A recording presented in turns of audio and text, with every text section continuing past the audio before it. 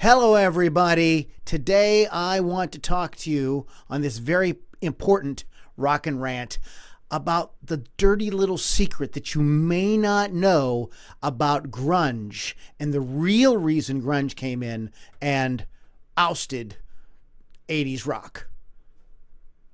Curious? Stick around. You're listening to the Lombardi Rock and Roll Circus, changing rock history one podcast at a time.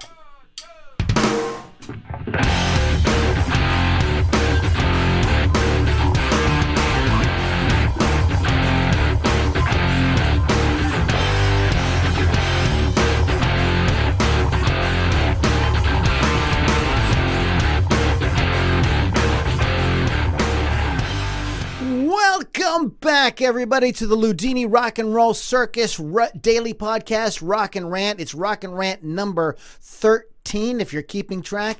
And our website is LombardiRockandRollCircus.com. Please check back often. Lots of cool goodies there, as well as something I don't mention very often. If you'd like to hang out with me while I'm recording these things live and maybe throw some questions at me, we can talk before or after. You can do that by going to LouLombardiMusic.com/inner circle. This gives you access to my inner circle group. It also gets you some free music, exclusive video, exclusive audio, a lot of cool stuff there. So you can find out more about that at LouLombardiMusic.com. And our regular website is LombardiRockandRollCircus.com for all your Lombardi needs.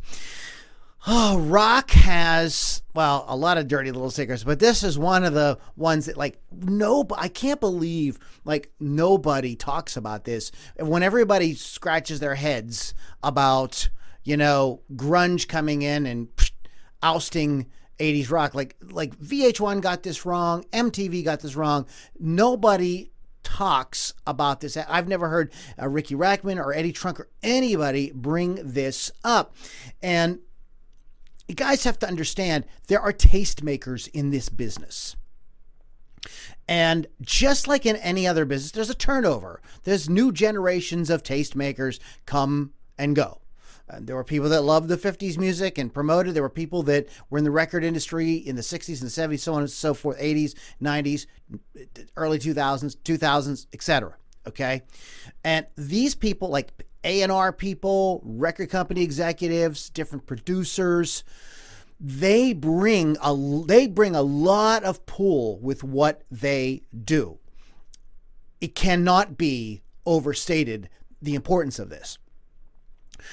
While 80s rock was taking over MTV, never really took over the radio, unfortunately, but it really took over MTV, took over the world. There were a lot of people in college at that time listening to what me and my friends referred to at the time as college rock. I know about this because my very eclectic music tastes, and I was trying to be, I sort of prided myself at that age of kind of tuning in or figuring out or listening to music that wasn't so mainstream, as well as listening to a lot of mainstream music. So I liked a lot of stuff. I liked jazz. There was a lot of things I liked. I had wild interest, like gospel music. I liked blues. There was a lot of things I was really interested in, but this was something I was very interested in, this whole college rock thing. What happened is there was a changing of the guard, probably late 80s, definitely by the early 90s, but I would say earlier than that. I'm going to say probably in the late 80s, there was a changing of the guard in the industry. A&R people were now people that were in college in the late 70s and early 80s and who had grown up with college rock and the college rock values. Now, we'll let you read into that, whatever those are. I think that the music, the grunge music speaks for itself as to what those values were.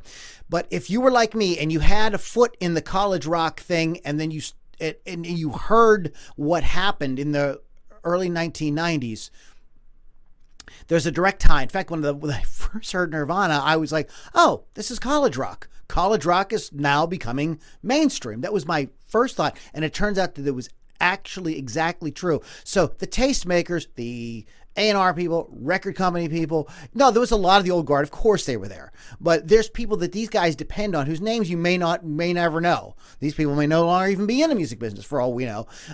We're advising on, hey, this is what's hot. This is what's going on. And this is why these bands took over.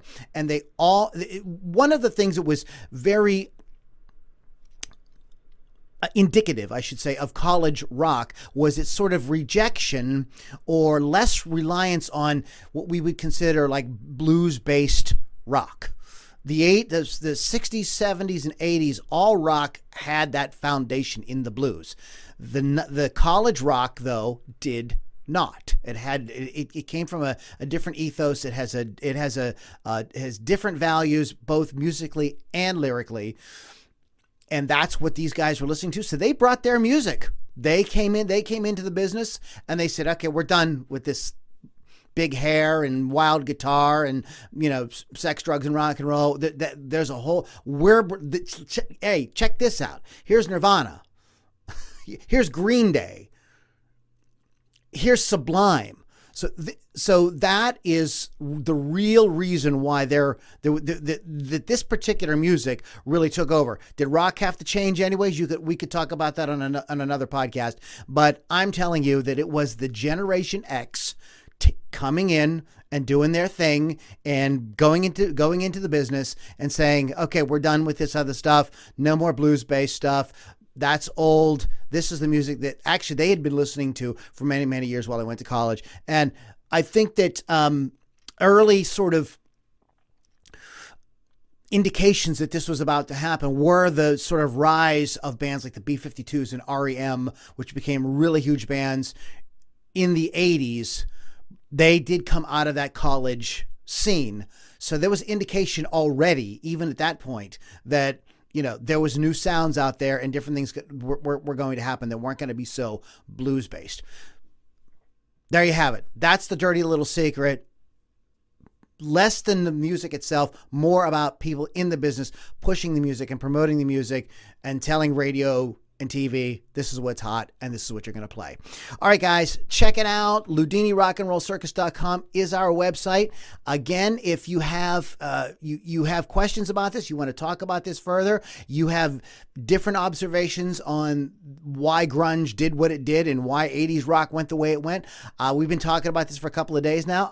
It's a subject that I find absolutely fascinating, and I love talking about it because I think there's a lot of things wrapped up in it. So what do you think about it? Please leave comments and let me know, and we can you might be the inspiration for a future podcast. You never know. Anyways, guys, you've been listening to Ludini Rock and Roll Circus. As I said, our website is LudiniRockandRollCircus.com, and we'll catch you guys all on the next Ludini Rock and Roll Circus.